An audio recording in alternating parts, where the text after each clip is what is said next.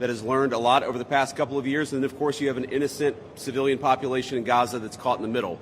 But we're here at the Civilian Military Cooperation Center, which we are announcing the opening of. You have Israelis and Americans working hand in hand to try to begin the plan to rebuild Gaza, to implement a long-term peace, and to actually ensure that you have security forces on the ground in Gaza, not composed of Americans, who can keep the peace over the long term. So we've got a lot of work left to do. This is going to take a very, very long time, but I think Steve Witkoff, Jared Kushner, and Admiral Cooper behind me have done an incredible job. I want to say just a couple of quick things, and then I want to turn it over to Steve Witkoff. Number one, the Israeli government has been remarkably helpful in this. I want to thank them, thank our Israeli partners, and all the folks particularly who are working hand in hand with their American friends here at the CMCC. And number two, I want to say that there is this weird attitude I've sensed in the American media and the Western media where there's almost this desire to root for failure, that every time something bad happens, that every time that there's an act of violence, there's this inclination to say, oh, this is the end of the ceasefire, this is the end of the peace plan. It's not the end. It is, in fact, exactly how this is going to have to happen when you have people who hate each other, who have been fighting against each other for a very long time. We are doing very well. We are in a very good place. We're going to have to keep working on it, but I think we have the team to do exactly that. So with all thanks to our partners, both in Israel but all across the Gulf Arab states, Indonesia, the Turks, we are doing an amazing thing here, and I'm particularly proud of the American troops working at the command center who are coordinating this effort and making it possible. So with that, I want to thank Ambassador Steve Witkoff and turn it over to him to say a few things, and after everybody's said a few words, we'll take some questions. Thank you, guys. Steve? Well, thank you very much, Mr. Vice President. We're really proud of what's happened here. It's an amazing effort. It's a great coordination between our partners. We have a great team. Signing this deal up was a challenge in and of itself, but the implementation, that's where it really is going to be the most important. And I think we are exceeding where we thought we would be at this time. I think the Vice President has come out here. He sees that. The Secretary of State will be out here. I can't tell you what a privilege it is to work with the team that we have, with Jared, who's extraordinary, the President, of course, and the Vice President, and Admiral Cooper. I would also say this. We're learning so much here. This CMCC that we're setting up now, this is going to be used in other conflicts as we figure out all the intricacies of how to modulate a peace deal, go from war to peace. Lastly, in closing, I want to speak about the morning that me and Jared had. We met with 10 hostages and their families, and it was really an emotional moment. And I felt blessed to be in that room. Lots of tears, lots of people really, really grateful to President Trump for getting their children home, and you, of course, Mr. Vice President. And I want to observe that I didn't see any victims in that room. I saw strong people who have come out under very difficult circumstances. Their families are reunited, and they are so grateful. And it was just my privilege as an American to be there. Thank you. Great. Thank you. Jared? Thank you. Thank you, Mr. Vice President. Thank you, Steve. First of all, we really appreciate your visit here. It's given a great boost of energy to everyone here, and your support through this whole effort has been really tremendous. What you've seen here today is really the opening of the CMCC. This has been something that's been envisioned by CENTCOM. Admiral Cooper will speak about that in a bit. But we always knew that the deal that we were working on would kind of have two phases to it. The first phase was obviously getting the live hostages out. We're currently making progress on the hostages, the bodies that are still there. I think almost half are out now, and we had very good meetings with the Israelis. I know the Vice President's here to put a lot of effort into that today to hopefully make sure we can complete that mission in phase two. At the same time, the humanitarian aid, there's actually been surprisingly strong coordination between the United Nations and Israel, which is something that we've been able to help synthesize, get each other to air their concerns and to find out how we can do it better so that the aid reaches the people in Gaza and doesn't go into the wrong hands there. Finally, I'll say that there has already been a lot of efforts over the last years by really concerned people to think about what happens next in Gaza. And there's a lot of great things happening here. More will be released in the coming days. But the most important thing here is to figure out how you really get a good deconfliction coordination center. This really has been a startup. There's been a lot that's been done. It's amazing to think it's only been a week, but I actually, with the pace of work and the commitment of everybody, I think in a week from now you'll see even more progress. I want to echo what the Vice President said about how a lot of people are getting a little hysterical about different incursions one way or the other, but what we are seeing is that things are going in accordance. Both sides are transitioning from 2 years of very intense warfare to now a peacetime posture, and really thanks to Admiral Cooper, CENTCOM, and the CMCC to try to build that deconfliction mechanism in order to make sure that we can get to a proper de-escalation. We have some flags that we put up here. This is not fully representative of the countries that are here. It's happening very rapidly, that people are agreeing to come on board, agreeing to help. People really want to be a part of this, and it's just happening very, very quickly. So we'll try to continue to give the updates as it progresses. But really just thank you to the entire team here who's made all this possible. It's been a lot of sleepless nights, around the clock effort, and it's really been great coordination because everyone believes that it is possible to create something better in Gaza, and we have to believe it, we have to work hard for it, and if we all work hard to do that, then I do believe a great outcome is possible. Thanks, Chair. Admiral? Well, Mr. Vice President, thank you for joining us here today at the CMCC. Consistent with our Commander-in-Chief's direction, this facility will be the hub for the delivery of everything that goes into Gaza as we look to the future, delivering on the Commander-in-Chief's commitments. 200 of America's sons and daughters who wear the cloth of the nation have stepped up and are serving here. I just couldn't be prouder, and I know that you are as well. Thank you so much. Great. Thanks, Admiral. And gentlemen, we'll take a few questions now. Sir.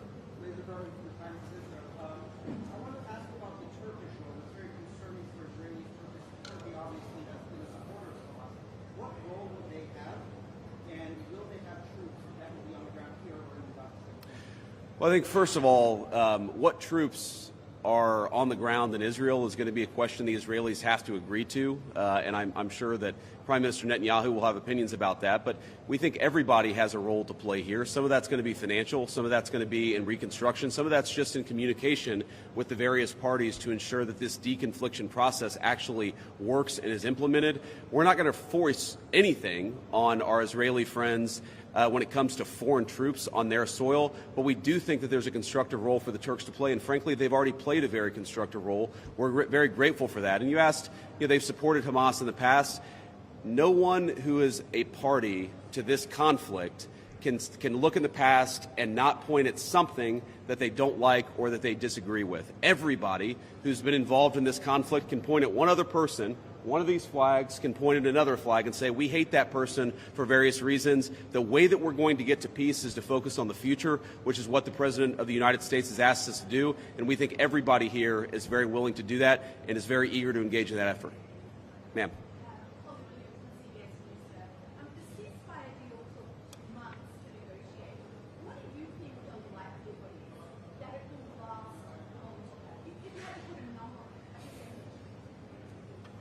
Well, Jared's the investor here. I'm not going to give you a percentage, but look, what we've seen the past week gives me great optimism the ceasefire is going to hold. And if we get from where we were a week ago to a long-term, durable peace between Israel and Gaza, there are going to be hills and valleys. There are going to be moments where it looks like things aren't going particularly well. But given that, and given the history of conflict, I think that everybody should be proud of where we are today. It's going to require constant effort. It's going to require constant monitoring and supervision. That's part of the reason that Admiral Cooper and his team is here, is to mediate these disputes, to mediate these disagreements as they come up. But look, right now, I feel very optimistic. Can I say with 100% certainty that it's going to work? No. But you don't do difficult things by only doing what's 100% certain. You do difficult things by trying, and that's what the President of the United States has asked us to do. Sir.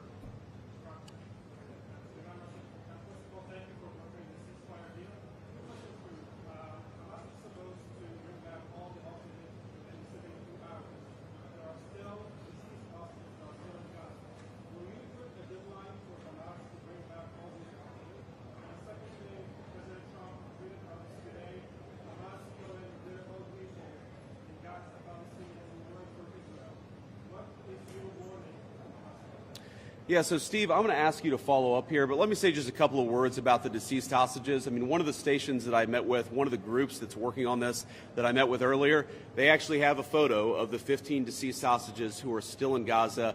It is a focus of everybody here to get those bodies back home to their families so that they can have a proper burial. Now, that said, this is difficult. This is not going to happen overnight. Some of these hostages are buried under thousands of pounds of rubble. Some of the hostages, nobody even knows where they are. That doesn't mean we shouldn't work to get them, and that doesn't mean we don't have confidence that we will. It's just a reason to counsel in favor of a little bit of patience. This is going to take a little bit of time. And look, our warning to Hamas is very straightforward. The terms of the 20-point plan that the president put out there is very clear. It's supported not just by Israel, but by all of our Gulf Arab friends. It's that Hamas has to disarm. It's that Hamas has to actually behave itself. And that Hamas, while all the fighters can be given some sort of clemency, they're not going to be able to kill each other, and they're not going to be able to kill their fellow Palestinians. Now, again, that's going to take a little bit of time. We're talking about how to set up the security and humanitarian apparatus to put all this in place. But right now, where I stand, I feel confident that we're going to be in a place where this peace lasts, where it's durable. And if Hamas doesn't cooperate, then as the President of the United States has said, Hamas is going to be obliterated. Steve, do you want to add anything about the hostages? I think you said it, sir. Okay, great. Ma'am.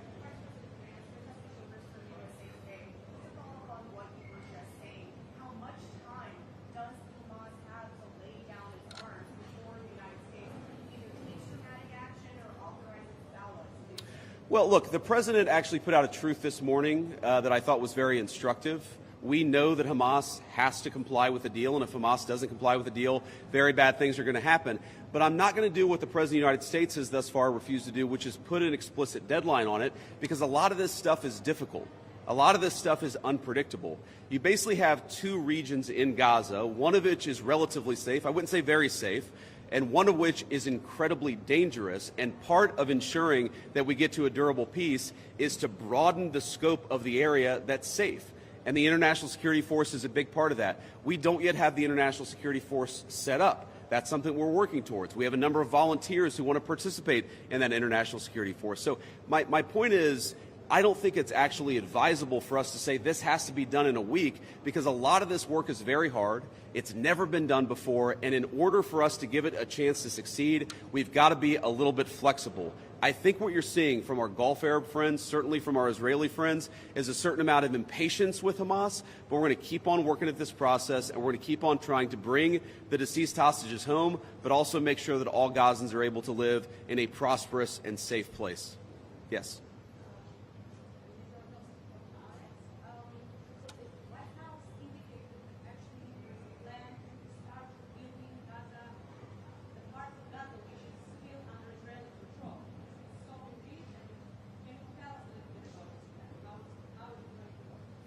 Yeah, Jared, you want to say a few words about that?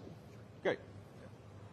So, first of all, no reconstruction aid, no reconstruction funds will be going into areas that Hamas still controls. And as far as the demilitarization goes, once the ISF is up, there needs to be a security force that they can feel safe from, that in order for it to be the transition to be complete. So that needs to happen.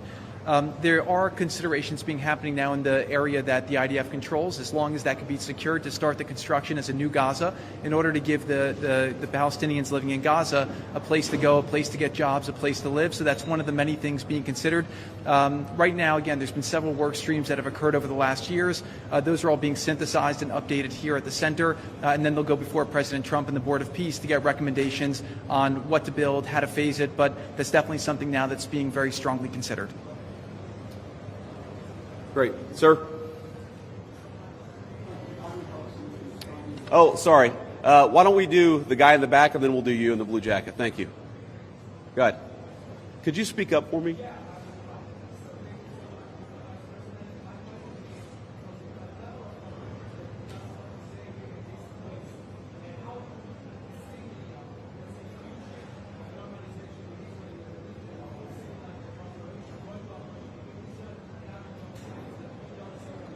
Yeah, well, You know, I think Steve put it best, which is that this model, I think, could serve for a foundation for normalization, not just in the Middle East, but across the world. Because what we're taking, again, is a long-term, protracted conflict with two enemies who really don't like each other, and we're actually creating a model that can lead towards sustainable peace. Now, we know that a lot of our Gulf Arab friends would like to have normalized relations with Israel. We know that getting this peace on a sustainable pathway is sort of the critical first step of that. But look, I feel very optimistic about where we are. Knock on wood, you never know how this stuff is going to go.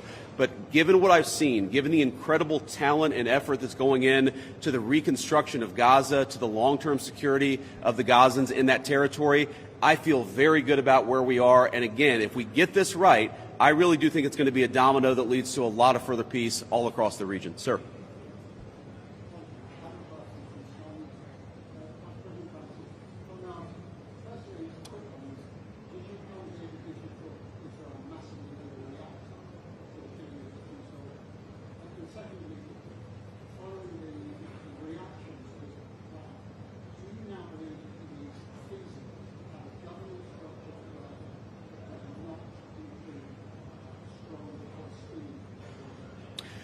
Well, so on the first question, no. My visit had nothing to do with events of the past 48 hours. We had actually tried to plan this visit, frankly, months ago, and now we thought this would be a good time to do it. It ended up working out. As you know, sometimes calendars are difficult, especially when you're the Vice President of the United States. But I wanted to come. I wanted to check in on things. I wanted to, talk to the troops who are working very hard to coordinate this massive relief effort. And I wanted to just see how things were going and put some eyes on it so I could call the President of the United States and actually, it's one thing to read about it. It's one thing to talk with Jared and Steve on the phone about what's going on the ground. It's another thing to actually shake somebody's hand, to look them in the eye and to understand what are the challenges, what are the things they need from me. I mean, I heard from relatively junior troops very simple things that would make their lives easier that I'm going to take back to Washington and hopefully help them with. That's why you do a visit like this, not because of anything that's happening on the ground. On your question about what is the ultimate, authority in Gaza look like, I don't know the answer to that question. And I think what's so cool, what's so amazing about what these guys have done is that we're creating a governance structure that is very flexible to what happens on the ground in the future. We need to reconstitute Gaza. We need to reconstruct Gaza. We need to make sure that both the Palestinians living in Gaza, but also the Israelis are able to live in some measure of security and stability. We're doing all those things simultaneously. And then I think once we've got to a point where both the Gazans and our Israeli friends can have some measure of security, then we'll worry about what the long-term governance of Gaza is. Let's focus on security, rebuilding, giving people some food and medicine. If we get to the point where we're arguing exactly what the governance structure in Gaza is long-term, then we should pat ourselves on the back. That's a very good problem to have, but I won't anticipate that problem before we actually have it. I'll take a couple more and then we'll get moving. Ma'am. Could you speak up? Thank you.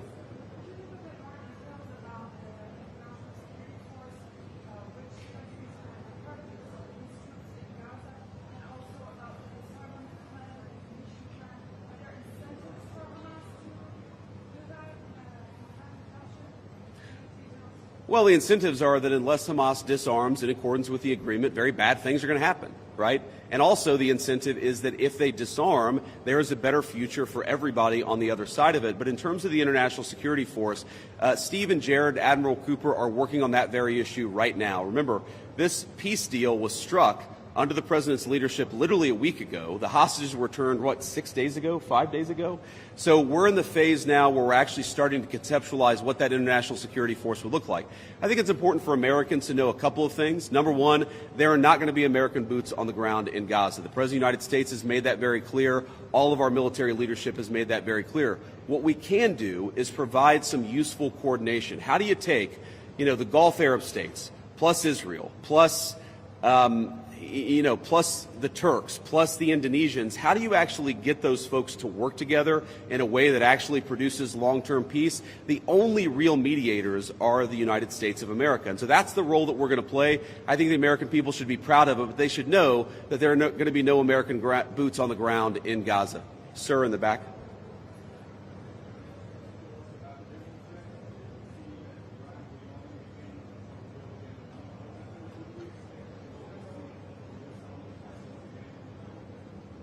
Could you ask the very last part?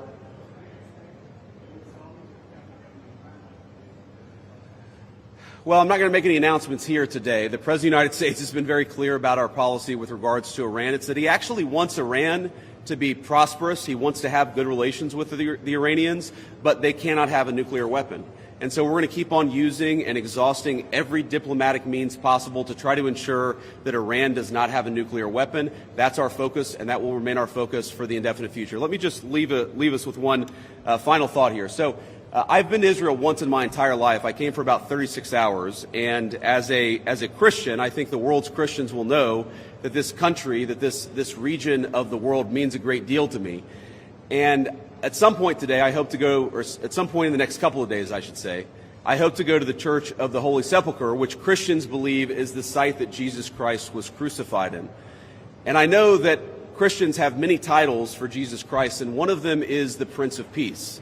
And I'd ask all people of faith, in particular my fellow Christians, to pray that the Prince of Peace can continue to work a miracle in this region of the world. I think that we have made incredible strides over the past week.